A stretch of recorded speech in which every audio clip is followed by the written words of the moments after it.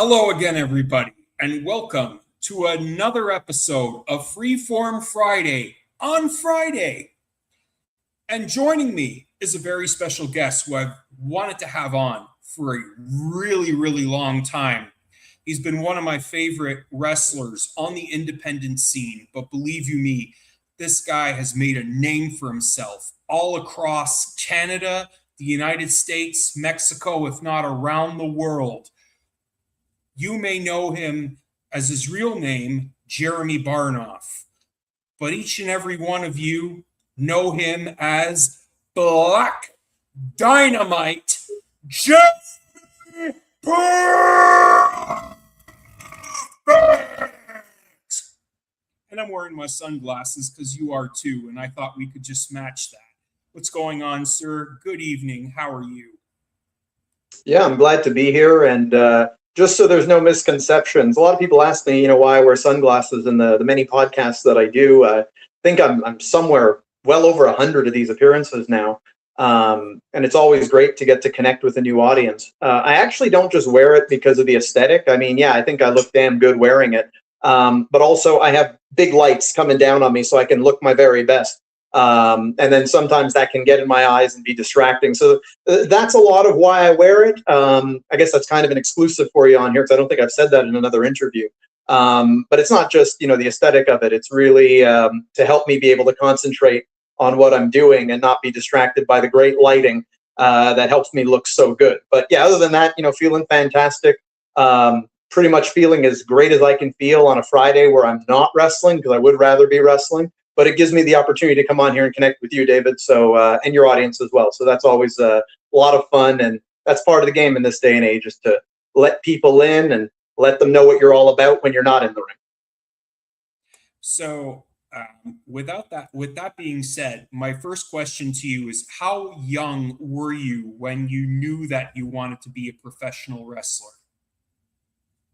I would say I was probably about 6 years old, which I guess is really young to realize that. I've only ever wanted to be three things in life, and that's a professional hockey player, a lawyer, believe it or not, and a professional wrestler. And wrestling is the dream that I've held on to the longest. I realized that that's something that if other people can do it, I can definitely find my way and do it. So I knew from a very young age. I've always been a very big fan. I've never stopped being a fan of wrestling. Still consider myself a very big wrestling fan, watch it on a daily basis, always dedicate time to that, and honing my craft and really putting professional wrestling under a microscope and analyzing it down to the finest atom to be able to continue to hone my craft and to become as complete as possible in the world of wrestling. And my follow-up question is, early on, did you look up to other Canadian wrestling greats, or were you more focused on American, Japanese, Mexican, or even European talent? No, for me, it was definitely Canadians. Literally, the first match I ever saw was Bret the Hitman Hart against Blake Beverly. It's a question I get asked in every interview that I do. How did you first see wrestling, discover it, and who influenced you? And I do feel that the fact that Bret was in that first match, not to take anything away from Blake Beverly, Mike Enos, but the fact that Bret was in that match really hooked me in. And I often wonder if maybe it were other people performing, if I wouldn't have found wrestling as cool as I did. But from top to bottom, when I saw my first episode of wrestling, and there were guys like Bret the Hitman Hart, the 1-2-3 Kid, Sean Waltman, Tatanka, Razor Ramon, Heartbreak Kid, Shawn Michaels, Diesel, Rick Martel. This was something that I absolutely fell in love with and wanted to be a part of. It never went away. Even in all my other endeavors, my athletic endeavors, I had a 16-year career in baseball, 15 years of hockey, played right up to the junior level in both, did track and field, but I was always a wrestler doing those sports. I brought that professional wrestling energy, pageantry, intensity, call it what you will. I always brought that to the other sports that I did, and even academically in school, and the other things that I was a part of in my life, like comedy, improv, and I was always just a professional wrestler doing that. So I knew that I would find my way into wrestling and wanted to acquire the necessary skills to be able to have the most successful career possible. And did anyone try to talk you out of your dream? Fortunately, no. I was always forging my path, and honestly, I wouldn't have let them. I don't let people talk me out of my dreams. I follow my own path. I walk to the beat of my own drum. I do what I want. So if there's a goal that I want to achieve, I go after it tooth and nail, like a steamroller, flattening anything that's in my way without remorse. And who introduced you to, or how did you come to decide to be trained by Jacques Rougeau? So initially, I figured that I would have to go out to Calgary to the Dungeon because that was the only wrestling school that I knew of. And then I happened to hear a radio interview that Jacques was doing on CJAD 800 at the time, AM radio. And he was promoting one of his events. And then I had heard him say that, oh, on this card, I actually have some younger wrestlers. I have wrestlers 14 and 15 that are going to be wrestling, making their debuts. And at the time, I was younger than that. So I said, oh, okay, this is a place that's closer. And they start training you at a young age.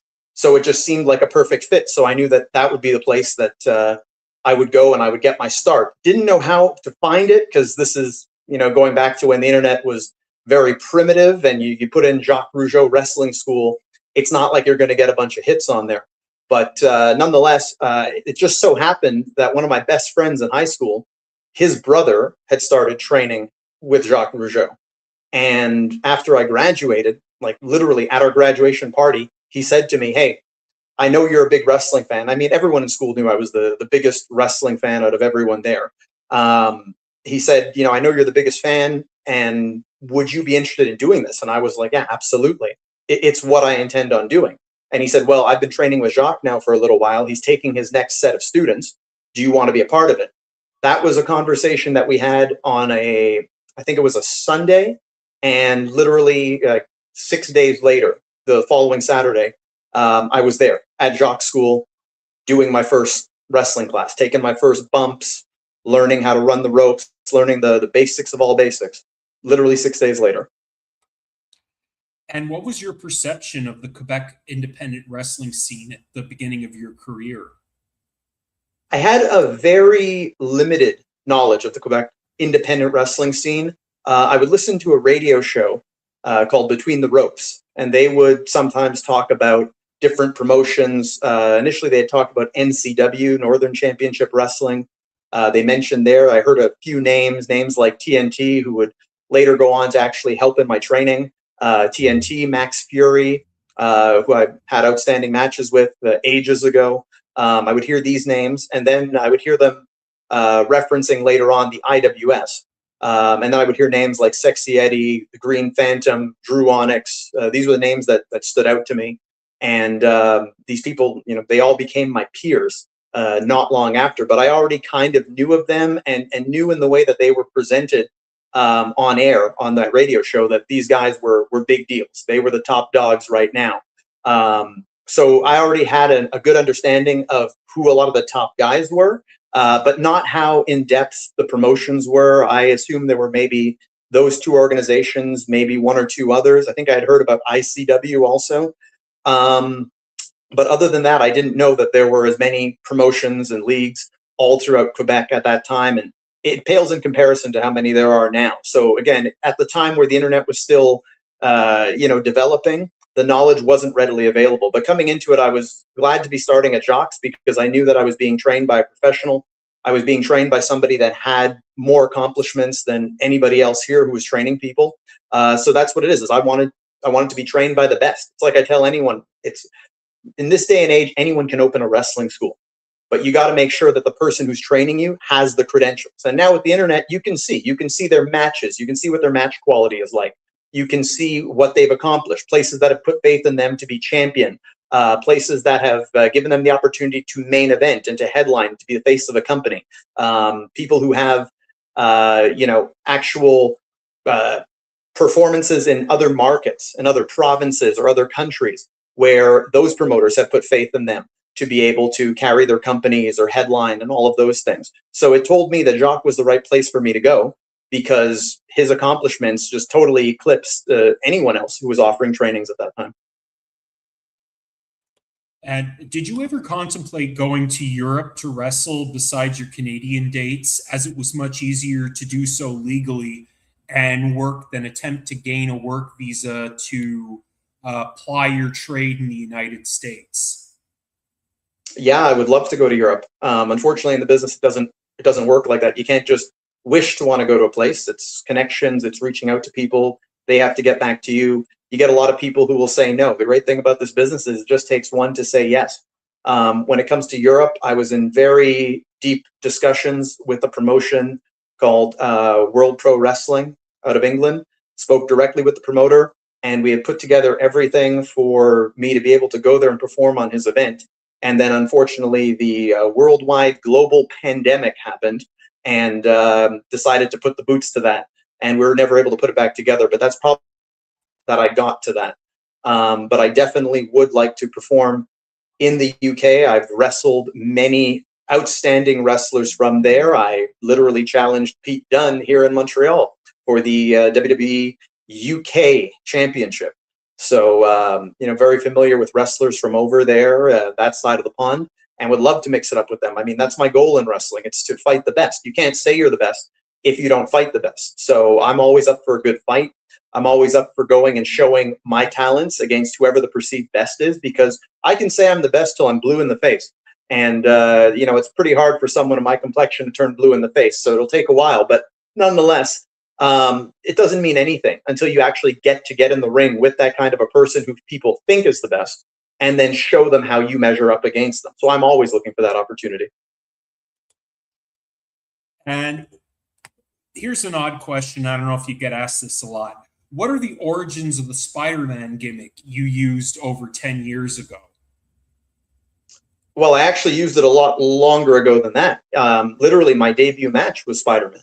And if you want the origin story of it, I wasn't bitten by a radioactive spider. It just so happened that there was this one day in training where Jacques had said, I'm looking for some new characters. He had some new gimmicks that he wanted on his show. And he said he wanted a fisherman. He wanted a mummy. I feel there's another one that I don't remember right now. And then he had paused and he had kind of drifted off to another subject. And then right before leaving, he said, another gimmick I want a Spider-Man. And everyone kind of insinuated that I could do that gimmick because I was the most athletic at the time in our group of trainees. Just to keep in mind, this is maybe like, I'd say 3 months into my training that people already pegged me to be the Spider-Man. And then a spot actually opened up on the show that Jacques was having about 2 months after that. And I had said, okay, so they want me to be Spider-Man. I'm a pretty big comic fan. I'm a pretty big superhero fan. Spider-Man, I'll be honest, was not my favorite superhero. My favorite superhero, depending on the day, is either Daredevil or Magneto. Those would be my two favorites. If Magneto even qualifies as a superhero, he's kind of an anti-hero. But all that to say, I went out, I said, I want to find a Spider-Man mask. I want to find a really authentic, true to the character Spider-Man mask. Not one of these ones where the eyes are just cut out. I want the real mysterious ones where you don't see the eyes. Like I can see out of it, they can't see in. And I went, looked for it, and I found it at a costume shop in the Old Port here in Montreal. And then I brought it to training the next day. And they had already, they needed someone for that next event, but they had already chosen one of my peers to take that spot. And then Jacques saw that I brought the mask. And the next week, I remember walking in, and there was almost like a chill in the air. There was kind of everyone was kind of cold towards me. And I didn't know what was going on. And then all of a sudden, Jacques came in, because I guess he had told them already. And he said that he knows he had given the spot to one of the other students, but he was taking that spot away from them and giving it to me. Because in his words, when I showed him the mask, it seduced him, which is an expression that Jacques uses a lot. It's maybe, in English it sounds weird, but in French, it's, ça m'a séduit.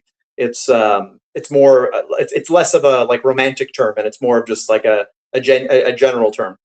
And so anyways, all that to say, Jacques gave me the spot. And even the guy I replaced, like he was one of my best friends there, and he was cool about it. It's one of those stories where it could have created friction, it could have created bad blood, but he took it in stride. And it's actually a great story too, because on the night of that show, two guys got fired the night of the show, which then freed up two spots. So my friend, his name is Damien, who was promised that spot, and then it was given to me. He ended up actually taking one of those spots, which ended up being one of my partners, because the match was a 3-team trios match. And one of the guys that got fired was one of the guys I was teaming with. So he ended up also making his debut in that very same match, teaming with me.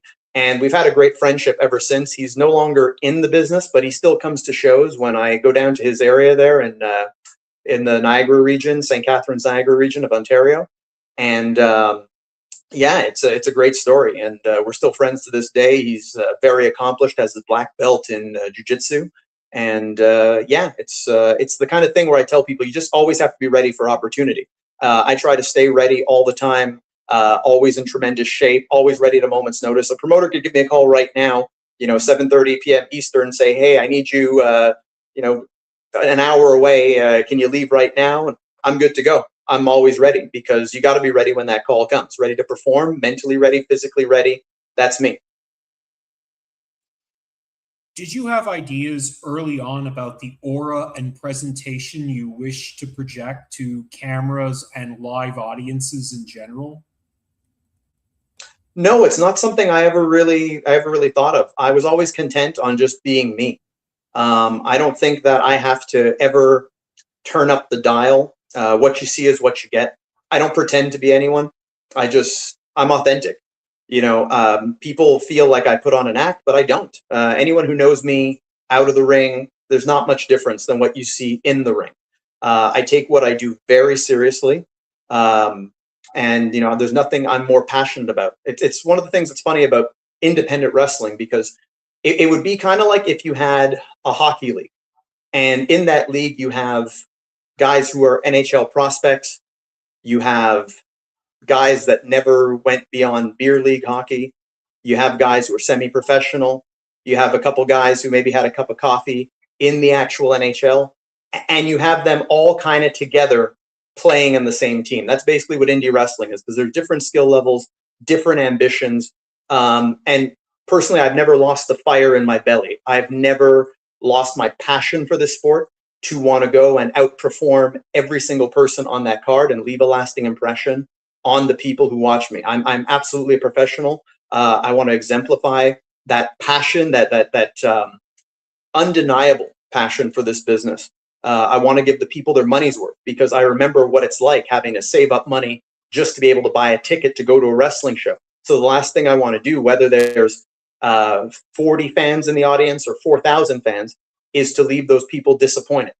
Even if all they have to say at the end of the night is, well, at least Jeremy Prophet gave us our money's worth. That means a lot to me. That's what I have in my heart.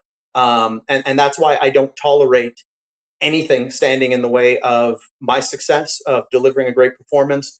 Anyone who won't be professional or as professional. It's one thing if you want to do this as a hobby. It's a fun thing. It's a social thing, because maybe you were someone who was, picked on in life, or, a pariah in your social circle, and you're just doing it as a fun thing. But, you should stay out of the way of the professionals who are doing this to make something of themselves. And who are passionate about this, and who aren't just there trying to steal a paycheck. Talk about your 3-match series with none other than Big Papa Pump Scott Steiner at the beginning of the 2010s. Yeah, I absolutely. Scott Steiner is someone I have a tremendous amount of respect for, someone that I was a huge fan of. And it took a lot of hard work to even make the first match happen. It's what not a lot of people know. Initially, that was on a card in Thunder Bay, Ontario. And Scott Steiner was supposed to wrestle Kevin Nash in the main event of that. And then we had to juggle a few things around on the card. And it just so happened that it left it to where Scott didn't really have an opponent. And I had a good relationship. I have a good relationship with the promoter, Hannibal. He's always been a good friend of mine, and he's always had my back through numerous situations. And with that match, I asked him, I said, man, I would love to work with Scott Steiner. If there's a way you can make this happen, then please, I would like for this to happen. It would be such an awesome experience for me to get to work with him. And I pushed pretty hard for it. And then lo and behold, it ended up happening. He ended up saying, I think it's a good idea. We're going to have you work with Scott. And I think the matches just got better and better as we did them. And there's an important lesson in this, because I tell people in wrestling, if there's something you want, you just have to ask for it. There's no harm in asking for it. A lot of times people think that with promoters and bookers that it's a dictatorship, that it's it's like you have to just be a good soldier and follow orders. But no, to me it's a partnership. And you don't have to take my word for it. There was literally an interview, or it might have been on WWE Unreal, where they speak to Triple H, they speak to Paul Levesque, and he says, I'm sending Roman and CM Punk in there to do a promo to close out the show, but I'm so nervous watching it because I know these guys, there's tension between them, and I have to trust that they're going to go out there and they're going to do business because they're the only ones there in the ring with live mics. So, I got to trust them. And there's a good lesson to be learned there, because it is a partnership between talent and booker, promoter, call it what you will. Because once you're there in the ring, they have to trust that you're going to execute their vision, and you got to be on the same page. So when it comes down to it, there's no harm in communicating, in asking, because you'll be surprised how many times they don't even realize that this is something that could be beneficial to both sides. So it took a lot of asking for me to get that match with Scott Steiner. And getting to work with him 3 times, that even surpassed my expectations. I really thought the first match that we had was going to be the only one we get to do. But then it went really well. And what Hannibal told me was the match went really well. Scott really enjoyed working with you. And so we're going to do it again. And even at that point, when we did it again, I don't think it was necessarily planned that we were going to have a third match. The idea was just that, Scott won the first one. I was going to take this second one dirty because I was the heel. And then it just so happened that he said, okay, we're going to do a third one. What people don't really know is when we did the first match, I went to Scott and I said, well, Scott, we're here in Thunder Bay. We're in front of 2,000 people. And these fans, they want to see you do you. They want Big Papa Pump at his best. And I said, whatever you need from me, to make that happen, just let me know. I know most of the moves that you do. I'll be happy to take anything. I'll take them all, even. I'll take the Frankensteiner off the top if you want. You can belly to belly me literally from one corner to the other. Advice to wrestlers out there, when you know your opponent's moves, it'll help go a long way towards ingratiating you to them. But with that said, Scott was very, very kind to me. And he said, no, I want to make sure that, you get shined up here in this match as well. You're from here. You're Canadian. I don't want this to just be a one-way thing. I like you, kid. And we went out, we had the match we did. Second time around, I remember we're going over it, and I said, well, Scott, is there anything that you want me to give you a heads up about, before we go out there? We have some stuff planned, but, there's a bbig chunk of it where I guess I'll just be following you. And he's like, nope, I'll just listen to you. Call all the stuff that's missing, call your heat to me. I'll follow you. So I appreciated that he let me be the co-pilot on that one, and he trusted my in-ring ability to lead that portion of the match. Then we got around to the third one, and now we've worked together twice over the span of maybe 2 years or so. And I was absolutely touched by the fact that he was like, okay, so this match, this is the third one. I won the first one. You got the second one. They have you over in this one. This is the big win for you. You're steering the ship tonight. And I'm like, well, what do you mean? He's like, this is all on you. Just tell me the kind of match you want to have. I'm following your lead. And I'm like, well, I mean, Scott, you're a veteran. I trust your ideas. And he cuts me off and he says, no. I've worked with you now enough to know that your ideas are really good too. So tonight we're doing what you want. And to get that kind of respect from someone like Scott Steiner, who literally, one of the first episodes of wrestling I ever watched was the Steiner brothers wrestling the Quebecers. That was on the same episode as Blake Beverly and Bret the Hitman Hart. So for someone who literally from the first episode of wrestling I ever watched to then being in the ring with them in 2010, and then him giving me the wheel to steer the ship, was such an honor. And, every time I've seen him since, like even, when I went to some TNA events, he'd always see me there, see me backstage, come up to me, give me a hug. was always nice to me, would speak to the office for me. Just an incredible, not just wrestler, but human being, Scott Steiner. Wow, that's an interesting story that I've never heard before. Mm-hmm. Moving on Might be from the first Scott, time I tell it. it's a very interesting story I've never heard before. Yeah, no, Scott, I can't say enough good about him. I would have loved to wrestle him on an entire tour. I think he and I had matches. They always just got better and better. And I mean, you can go online, you can watch them there on YouTube. You can go on Hannibal TV. I think the matches are still on there. And yeah, we did great business in and out of the ring. All right, so moving on from Scott Steiner to somebody you had certain conflicts with. So can you discuss your professional conflict with Kevin Owens, then known as Kevin Steen, that arose when he showed up late one night for a match with you back when? So I have to correct one thing you said. You said professional conflicts. You got the professional part right, because I certainly don't feel it was personal. But we only had one conflict, as far as I know. He's a guy, and people will tell me, well, didn't you guys train together? And I feel every time I get asked this in an interview, I kind of take it back there, because I feel like because people know that we have the same trainer, that we trained together. And we didn't. I was there for 2 weeks, which my first 2 weeks were his last 2 weeks. There was no overlap.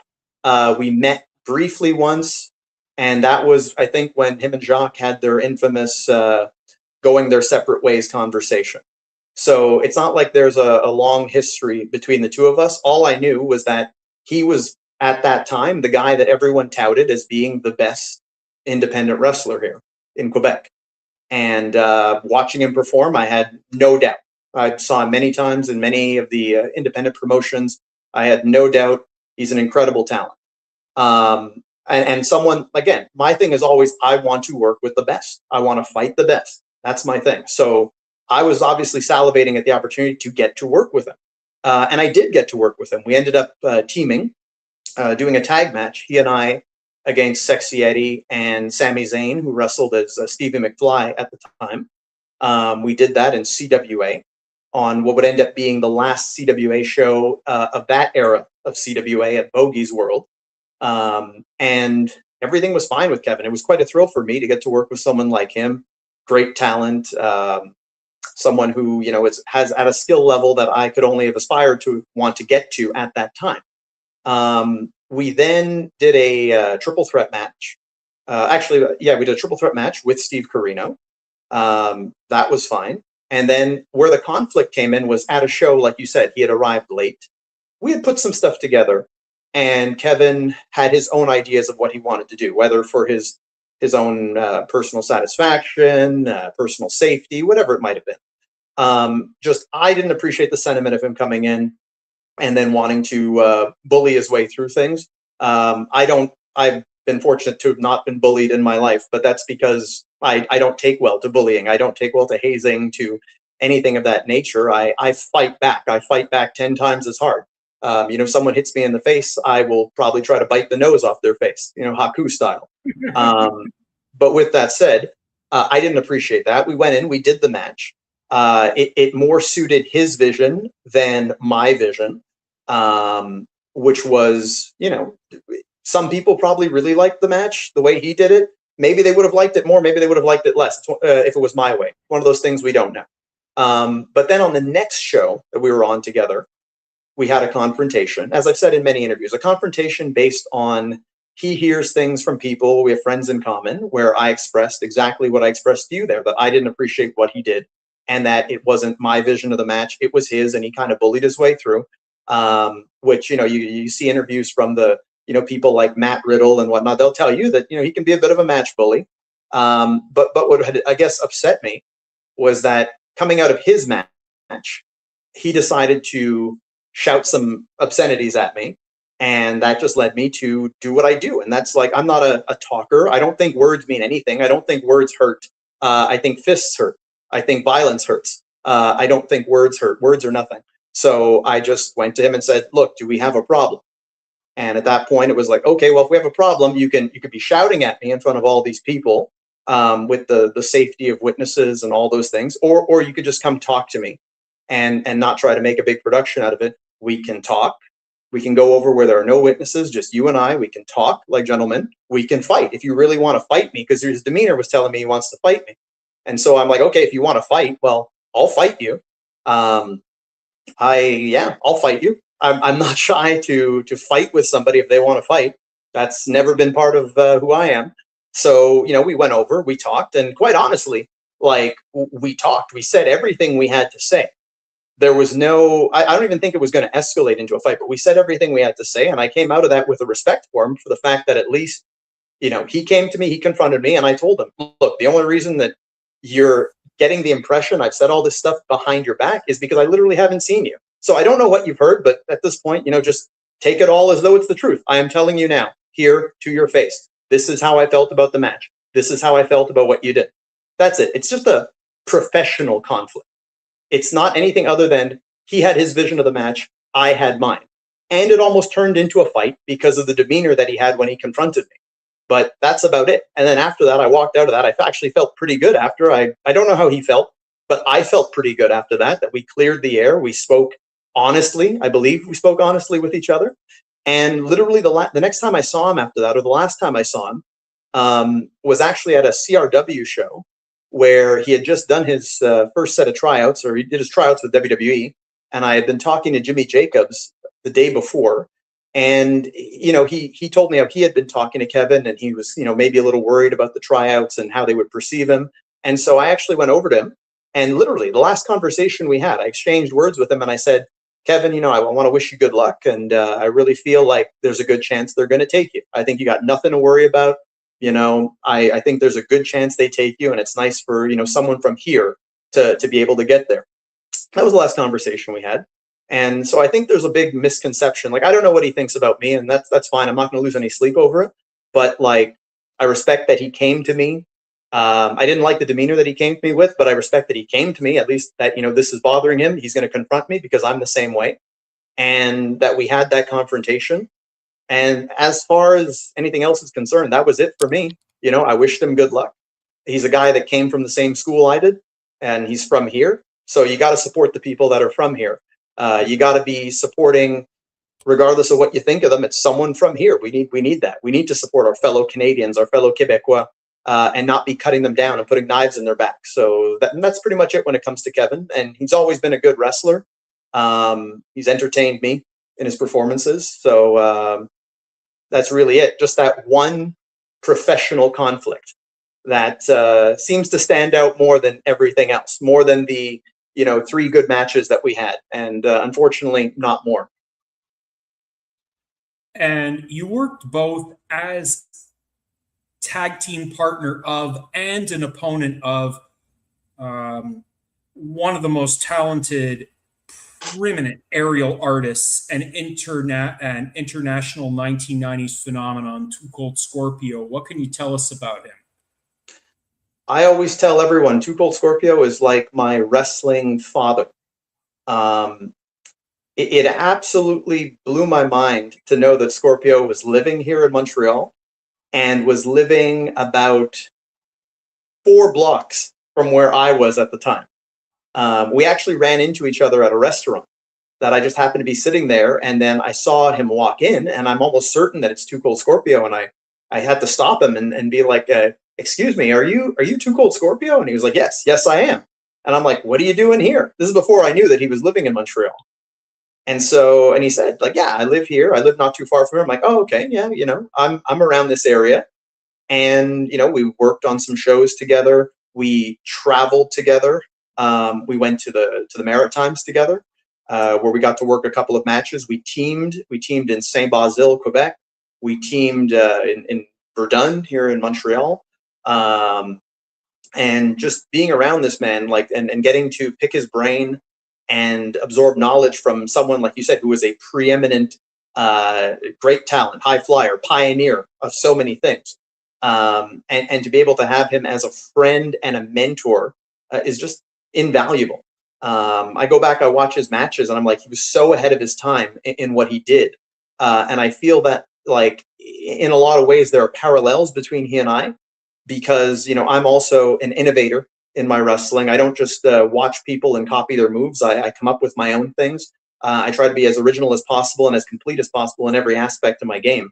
But Too Cold Scorpio really helped me, and just the knowledge that he had from his time in ECW, from WCW, even going to North Korea with WCW, and obviously his time in the WWF, WWE, and then just his work on the independents, even his work in Mexico. I was surprised when I went down to Mexico a couple of months ago at how big of a star he was down there as Black Scorpio.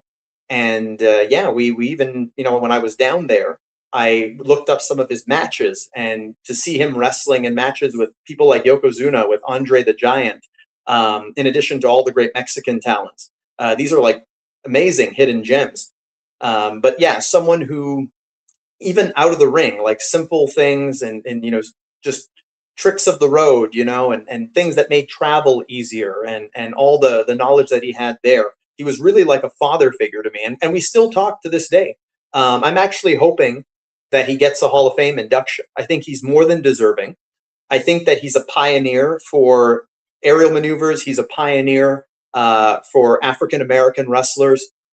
He's a pioneer for so many people of this young generation, that they can look back and see a guy like him who is breaking down the doors and breaking down barriers in so many different markets for talent like us today. He really paved the way, and I do hope that he gets his just due by getting inducted into the Hall of Fame. In fact, it's beyond due. He should have been in the Hall of Fame a long time ago with what he's done.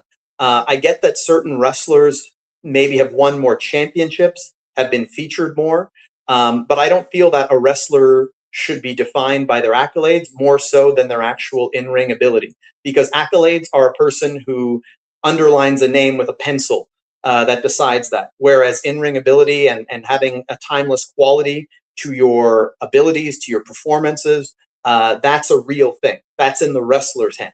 And so I think, unfortunately, too many people judge based on accolades, based on pushes, based on superficial aspects of wrestling that are really someone else deciding that, and not the actual in-ring ability, which, you ask me, Too Cold Scorpio, at his time, I mean, he very well could have been the best in the world at what he did.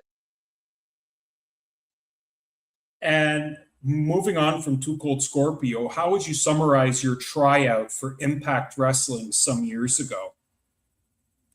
So when I did those tryouts, which was in 2011, it was for Gut Check. You can still see the great video of me there online where they just put a camera in my face and they're like, talk, show us what you can do. And it was literally that. Like, I showed up, it was fairly early, Plattsburgh, New York, and they sent a camera guy down to film me. And I shot my first promo. I was the first one that they interviewed. And it was literally just that, like, go on, tell us about yourself, cut a promo. And that was it. It was just go. But for me, that's easy. It's like I'm doing right now. I just don't try to be anything that I'm not. I'm me. So when they did that, I remember I was the first one, and the intention was to actually shoot everybody in promos and then take a look at it. But when they shot me, the camera guy was like, that was really good. I'm going to go show Jeff Jarrett right now. And it's no secret, I'm a pretty big fan of Jeff Jarrett's, and they often say don't meet your heroes because you'll be disappointed. So I really wanted to make a good impression on Jeff. But he went to Jeff, who was up in the bleachers watching the tryout, and showed him my promo. And Jeff hurried down from the bleachers, came over to me, pulled me out of the group, and started talking to me and asking me all about me. He was that impressed by what I said. In fact, they didn't even end up having time to film everyone. They filmed maybe a handful of them. As you can see, the video is still on there. I think it's still on the TNA, the official YouTube page. But then Jeff started asking me all kinds of questions, and every subsequent tryout I would see him, or every subsequent time I would go to a TNA event and get to go backstage and fraternize, Jeff and D'Lo Brown would both say they were very much pushing for me. And even D'Lo, who people maybe know about Jeff, but D'Lo was also very instrumental in helping me out and trying. This is actually the very first time that I encountered the Canadian American work visa issue for Canadians. That was the first time I encountered that. Was they said that they were pushing for me. I was brought up in creative meetings. This is D'Lo saying it's, whether it's true or not, but I believe that it's true because D'Lo's an honest guy. And then he said that's the issue that kept coming up, is that they do not hire Canadians. And so unfortunately, that's what kind of kept me back. But in terms of the tryout itself, I think that they threw me nothing but curveballs. I think they knew that I was someone to keep an eye on. Maybe it was the promo that I did. Maybe it was because I talked such a big game. I put that attention and pressure on myself, but I don't mind that. In my mind, professional wrestling is the easiest thing I've ever done. It's literally easier than any other sport. It's easy. So throw me curveballs, I'll still hit home runs. And that's what they did. They had me, even when it came time for matches, which I shouldn't even get to the matches. Before that, they had me go in with Bobby Fish, who was also there at the tryout. Now, he's gained a bit of renown because of being part of the Undisputed Era and WWE, AEW. They put me in with Bobby Fish, and they were like, okay, guys, we want to see some technical wrestling. And I remember Bobby, and Bobby is, he's older than me and definitely had more experience back then, but he also didn't know who I was. And I remember him saying, it's okay. Just follow me. Everything will be all right. And I kind of took that as a bit of a slight at the time, that I'm like, I don't know who you are, but you also don't know who I am. So maybe you should be following me, because I don't know. I don't get big brothered by people. Like I put too much study into wrestling and too much work into this, that it's like, no, we're going to go in there and at worst it's going to be even Steven, but I'm not going to trust my fate to you here. And we went and we had some very good competitive chain wrestling with each other. He definitely brought out some things that I had never done, but I also brought out some things that he had never done. That's the fun of wrestling, when it becomes like competition, when it becomes, one man's will against another and both trying to impress. And I remember at the end of it, D'Lo, like his jaw had dropped and he's like, that was some incredible chain wrestling. And then when it came time for matches, there was only one woman wrestler there. Her name was Brittany Force. Don't know if she's still working. I feel like she was out of, I want to say Pittsburgh, or out of the Pennsylvania region. And they paired me with her. And I remember one of the first things they said was, we have a woman with us, but we don't want anyone to treat her like a woman. And we had a match. I was the babyface, she was the heel. We had a match, and I followed that directive. So much so that there were some moments where they were even saying, "Oh, we were worried for her. We were thinking of stopping the match because your intensity was so much." And I just knew, like, I could kind of read the play already, that I'm like, I know that that's what they're going for. They're going to try to knock me on. Oh, you went easy on her. But it's being able to read some of these traps that's helped me to avoid those kind of pitfalls.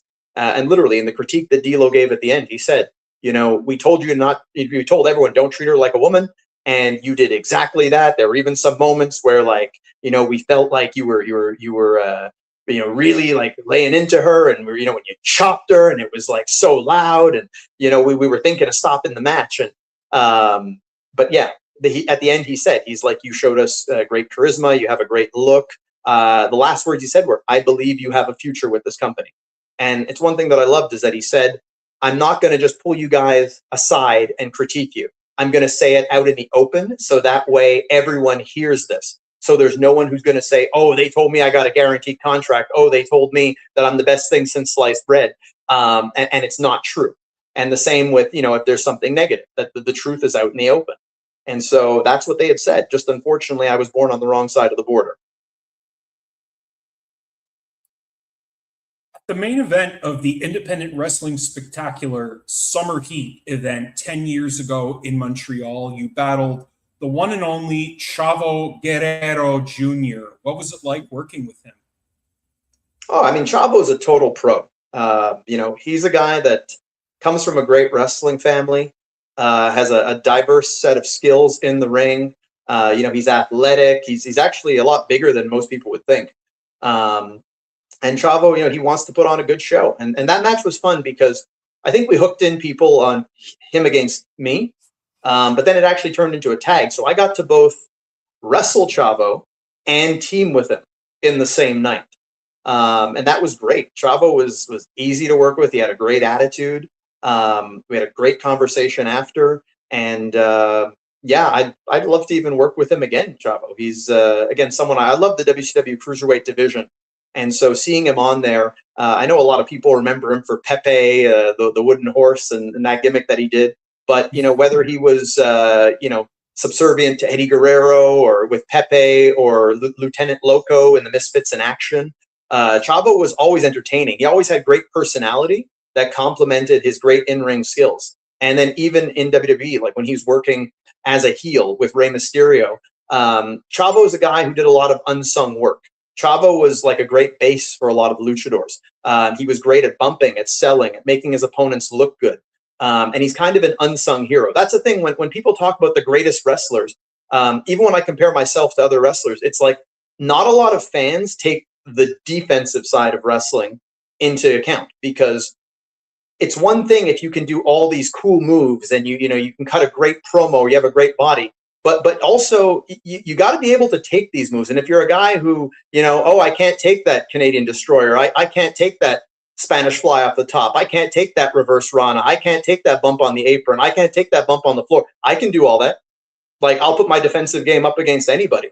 But it's not a thing that fans take into equation. They think, oh, because this guy is really good at brawling outside the ring and firing up, that he's a great wrestler. No, being a great wrestler is what you do in the ring, and it also is what you're able to take. If you're a young wrestler watching this and you're someone who will readily be like, I can't take that move, I can't take that, I'm scared, your defensive game sucks. I've done this. I've taken crazy moves. I've taken poison ranas off the top rope through tables. I've taken power bombs off of aprons. And it's not to say go out there and break your neck or whatever, but like, I've done all these things because I'm committed to making my opponents look good and giving the fans their money's worth. I've also never been injured a day in my life. Literally never missed a day of work in wrestling. Never been injured. And there's a difference between hurt and injured. Hurt, we always get hurt. You take a body slam in the ring, the freaking ring hurts. But like, I have never not been able to wrestle the next day due to anything that has happened to me in the ring. I've had cuts, I've had bruises, I've had, all that superficial damage and whatever. And yeah, sometimes I'm sore, but I've also never been injured a single God bless day in this business. And I've taken a lot of stuff from people because I'm committed to also knowing that it's important to be offensively and defensively talented in this line of work. Is there anything you can tell us about your matches with a Quebec-born North American superstar, none other than PCO, Pierre-Carl Ouellet? PCO is the man. What I just said, that point that I just said about defensively, this guy will take anything. He will take the absolute craziest bumps. And there's a time where I asked him, why do you do it, especially at his age? And he said, I don't want to cheat the people out of something great. And every time I've been in the ring with him, much like Scott Steiner, much like Too Cold Scorpio, the matches have just gotten better and better. And I think it's because we both have that mentality. We both have that, we want to give a lot, we want to take a lot, and we want to give the people the best show possible. And working with a guy like him, a guy his size, with the character that he does, it just makes it so easy. It's hard to really translate that to a fan who doesn't know the intricate workings of the business. But like, when someone has that kind of a character and that charisma, and they're that size and they're that giving, it's a perfect combination. Because my best matches are the ones where it's like, I have all these things and ideas that I bring to the table that can take this people on this emotional roller coaster ride. And then sometimes you're met with opponents that don't have anything. So with him, or you're met with resistance. With him, he's open to everything. He knows what he needs to do. And obviously he's a veteran. He's been doing this for, 30 plus years. But he knows what he needs to do. And then wrestling can really be that simple of like, this is our best stuff. This is how we tell a story. We know what we're doing. Let's put it all together. I will go above and beyond to make you look good. If that is the vision that the promoter and the bookers want, if they don't want it to be, a one-way squash or whatever, a quick match where you're limited in time. But if you have the restraints taken off and just two guys that want to go in there and give the best performance, it's so easy. So I can't say enough good about working with him. I even shot a movie with him, PCO Justice. We filmed it during the big global pandemic. And that was really awesome because I got to work with him on a daily basis. I got to do a lot of the fight choreography on that with him, not just our fight scenes, but some of his fight scenes too. And got to do a lot of the acting, and it was just so much fun being part of a big production that got a theatrical release and is going to get an even bigger theatrical release pretty soon. And we're going to wrap things up because I don't want to take too much more of your time. You've been very kind and very generous. So I want to conclude with your experience briefly working for AEW. And can you talk about your interaction with CM Punk while there? And Sure. Also, another question that I would ask that pertains to being in AEW is, what was the best piece of advice you had gotten from the American Nightmare, Cody Rhodes? Whew. Okay. So AEW, it's always a blessing to get to go there. I love AEW. I love watching their show.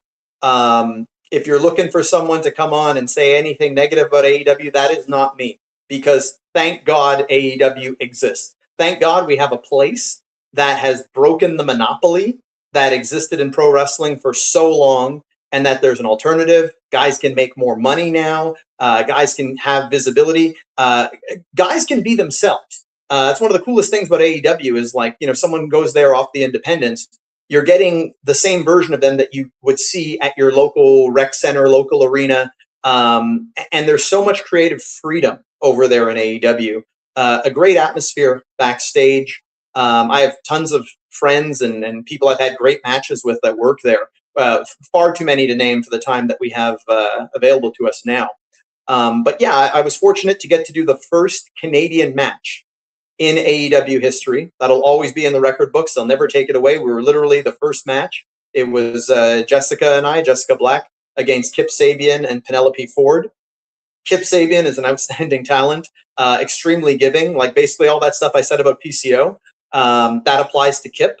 Such a great guy, such a great athlete. I really would like to get that match back. It actually bothers me that we may not get to wrestle again, he and I, but I would really like to get that match back.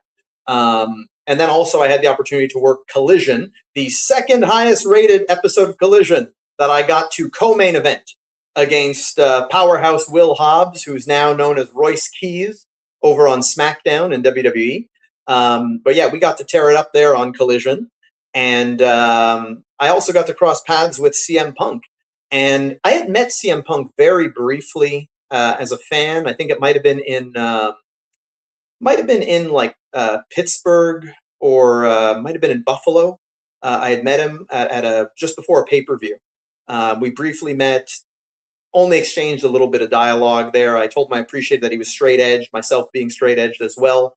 And that's about it. But then I really got to have a good moment with him at Collision because he was on right after me. And I think they were airing a package, or there might have been a promo that separated the matches. So when I'm coming back from the match with Hobbs, he's there on deck. And I hadn't had the chance to say hi to him. So I went over, I introduced myself, and I think I called him Punk when I introduced myself. I think I said, like, you know, Mr. Punk or something like that. And I said, you know, really nice to meet you. We met years ago, but you probably don't remember. Either way, I've always appreciated what you've done and the fact that you bring straight edge into prominence. You set a good example for the people out there. And he said, oh, thanks, man. You know, I really appreciate that. And hey, you know what? You don't got to call me Punk. It's all good. You can call me Phil. Just so down to earth. And you know, really mentoring, really, it's why when I read negative things about him, I have a hard time believing it, because that's not the way he was with me. He seemed like he genuinely cared. He genuinely wanted Collision to be successful and wanted those around him to be better. I think that in a lot of ways, Punk and I are similar in that we're very passionate about the business. We have a very old school mentality. We understand what the business came from, what it is now, but stay true to the old school roots. Because let's face it, in this day and age, anyone can put on a wrestling show, and it's easy to put a wrestling show together. David, you could put on a wrestling show. You could, you know, find enough money, put some names together on paper. Hey, here are great matches. But there's a difference between wrestling and the business of wrestling. Very big difference. And some people lose sight of that because I've seen a lot of great cards with great talent not generate any kind of a blip on the radar. So with Punk, I feel that he brought a lot of that old school value, the old school values, and he was very kind. He was a gentleman to me, gave me great advice, and he wasn't the only one. One of the things I like about AEW is they literally will tell you, like, here, we don't want you kind of hiding and ignoring the talent. We want you to go and talk to them and learn from them and pick their brains. And I've never been shy to do that. Ever since, I had tryouts with WWE in 2009, 2010, 2012, AEW since 2023, 2022, I should say. I always go out of my way to try to pick the brains of the talents that are there. I sat down, that same Collision, I sat down with Samoa Joe for close to an hour. And he gave me that much time to talk to me. I picked his brain about promos, about other things, credibility in wrestling.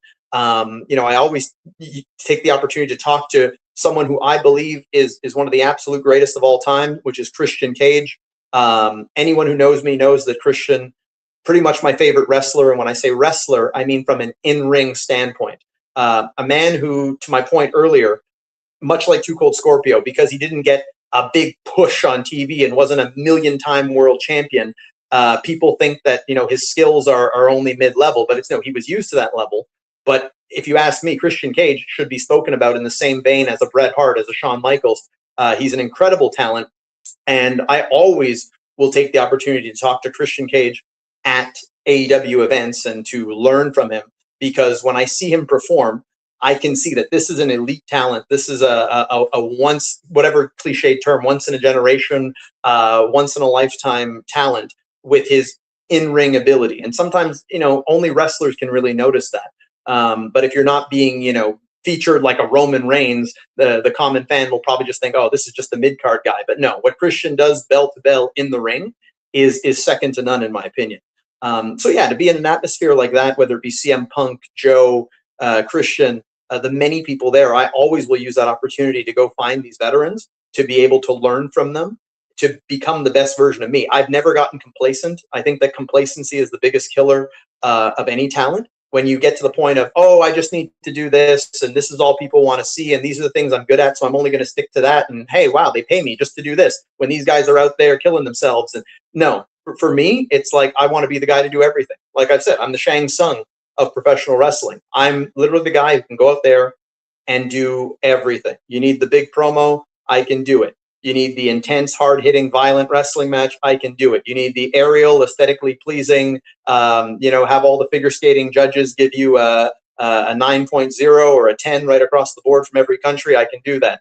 You need someone who goes out there and looks the part, in and out of the ring, can be an ambassador for the company, whatever it might be. Come on here, do the David Buchanan podcast, whatever it might be. Like, I just want to be immaculate at every aspect of professional wrestling, to be the absolute completest professional wrestler to ever lace up a pair of boots. And indeed you are. Indeed you are. I've seen you wrestle a handful of times. I've seen you wrestle a handful of times, if not many times, and you always give the people their money's worth. I do. I'll say this. I'll say this, not to cut you off, David. Not to cut you off, but I want to say this. As good as I say I am, what I'll always say to people is, seeing me is one thing, but then watch everybody else. And that'll really give you an idea of what my talent level is. And believe it or not, I often have to hold back. I hate to say it, but I have to hold back, because not everybody's at my level. And sometimes you just don't want to leave everybody in the dust, that you step in the ring with. So oftentimes I do have to hold back. And that's the frustrating part about this, because I want to fight the best. If there's someone out there who thinks, oh, how good does this guy think he is? Let's put him in there with me. I welcome that challenge. I welcome someone that will make me feel like I am a step behind them. I want to meet that person. I go out looking for that person. I go out looking for the challenges. People don't come looking for me. People don't call me out, because those people know they'll probably get exposed if they get in there with me, because they go around telling everybody they're the man. But when it comes time to do the work, they're not able to do that. But it's not everyone that can make them work. I know I work way harder outside of the ring than I ever have to work inside the ring, so that when I'm in the ring, I'm on autopilot and it's easy. And it frustrates a lot of people. But no, that's my life. I work damn hard outside the ring, so that when I'm in there, It's easy. I'm comfortable. I'm having a good time, having a good time. And with that being said, I want to thank you very much for the time you've given myself and our viewers for this amazing interview. And in closing, is there anything you want to say to the fans that you never got a chance to say? Also, be sure to tell us where we can see you next wrestling, whether it's in Quebec, in Montreal, if not all across Canada. Yeah, I mean, I can be found on all social media platforms. You can find me on Twitter at Jeremy Prophet, spelled exactly like you see it in the bottom left-hand corner of your screen here, right down here. You can find me under my real name, which I threw out there at the beginning, my government name, Jeremy Barnoff with 2 Fs, or Jeremy Prophet. You can find me on Instagram, either jprophet77 or at The Real Jeremy Prophet. I now have access to both accounts. The Real Jeremy Prophet was a fan page, but they let me in on the logins and whatnot, so I can actually see the messages sent to me on there too. Yeah, right across all platforms. Most importantly, you can see me in the ring. I try to stay as active as possible. If anyone wants me on their show, they want me to put up or shut up, I don't mind. Like I said, wrestling is the easiest thing I've ever done. It is easy. I step in there on a weekly basis with people of all different skill levels, and I'm able to give the people their money's worth. I like the challenge of being on these shows, forcing everyone else to up their game and perform better. I like the challenge of anyone who thinks they're going to outperform me. I love it. It's fun. It's not even like a malicious thing. It's fun for me when someone will be like that. Okay, I'm going to give you a challenge tonight, Jeremy. Our match is going to smoke yours. Okay, cool. Challenge accepted. Let's do it. Because it's not about what anyone will say subjectively. It's about what the audience tells you. You want to know if you had a great match or not? 2 guys may go out there, 2 people may go out there, perform, feel they had a great match. But the audience could be sitting on their hands, and then other people could go out there, perform, and the audience is going crazy. That tells you who has the best match. So any chance you get to see me in action, I welcome all of you to make me stand up to these claims, because I can back up everything that I say and then some. I want pressure. I want pressure because pressure makes diamonds. So I will take that pressure gladly. You see my name on the marquee, I have to deliver. There's no exceptions. You want to make it somewhere, but more importantly, you want to be a man of your word. You have to deliver. You have to over-deliver. You have to make the people in the back be like, man, why do I have to go on after him? Because eventually, if everyone feels that way, you'll find yourself in the main event. You'll find yourself with championships. And believe it or not, at this point, I probably won more than anyone in Canadian history. Championships. You can look it up. It's a verifiable fact. If I'm not number 1, I'm probably number 2, but I have a lot more left in this career to get to number 1. A lot more longevity. I keep on trucking, keep on giving people their money's worth. So if you want to see what I'm all about, yeah, I have a lot of events coming up. I will be, just announced today, I'll be performing at La Belle et la Bœuf in Les Galeries d'Anjou. I'll be doing that for Mad Dog Wrestling. That'll be on the 4th of July. I will also be heading up to, I'm probably not going to say this name right, so my apologies to the community there, Mistassini, Quebec, for a little tour we're going to do up there the very next week. The show will be taking place on the 12th, also part of Mad Dog. I will be heading out to Saskatchewan late July, early August. So it's going to be a 4-day tour that I'll be doing for Best Entertainment Wrestling, where up until recently I was the BEW National Champion. So I'll be looking to get that championship back and add that to the collection. And then, it just keeps going. I'll be making an appearance also at NWC, New Wrestling Champion, here in Montreal on the 26th of July at the Massacre de Saint-Jean. That's the Saint-Jean is our celebration here, our independence for Quebec. We celebrate that in July. And actually celebrated in June. It's coming up next week. But this event will be taking place, as I said, next week on Friday. And then, here, there, and everywhere. This is the life of a professional wrestler. You want me on your show, if you're a promoter listening to this, by all means. I charge a pretty reasonable fee. Don't get me wrong, it's a high fee, but you get what you pay for. It's just like that. If it were up to me, I'd wrestle every single day. But it's hard to do. So I take my opportunities where they come, but you can rest assured that if you want to see someone at the independent level that performs at the TV level, as I like to say, better than the guys you see on TV, better than they ever have been, better than they ever will be. That's me. And on that note, I want to remind each and every one of you, if you like this interview and if you like more content, or if you like the previous content that I or my Freeform Friday colleagues have created, I invite each and every one of you to like and subscribe and hit that notification bell so each and every one of you know when we broadcast live or produce some new content. And speaking of St. Johnny the Baptist Day coming up this Wednesday, June 24th, I'm going to have a very special early morning interview. It's going to be Freeform Wednesday, my dude and dudettes, on this Fête Nationale. A very special interview, non-wrestling oriented, but well worth checking out. For those of you that are into hard rock and heavy metal like I am, and maybe some of you are, I know you are, Prophet, there's a YouTuber whose opinion and whose channel that I love graciously, and he's willing to give me 40 minutes to an hour of his time. It's going to be very early in the morning because this fellow lives all the way in Ukraine, and he's gracious enough to give me some of his time, none other than Vlad, the Metal Pilgrim himself. For those of you who are who follow metal news or follow heavy metal YouTubers, know who I'm talking about. But if you don't, no time like the present to get to know him. We're going to have a great conversation. We'll see where it goes, and we're going to have a fun time. And I want to thank you very much, Jeremy, for giving us the time. And I want to thank each and every one of you for tuning in. With that being said, have a great weekend. Stay safe. Take care of yourselves and each other. And in the words of Kenny Omega, goodbye and good night. Mwah!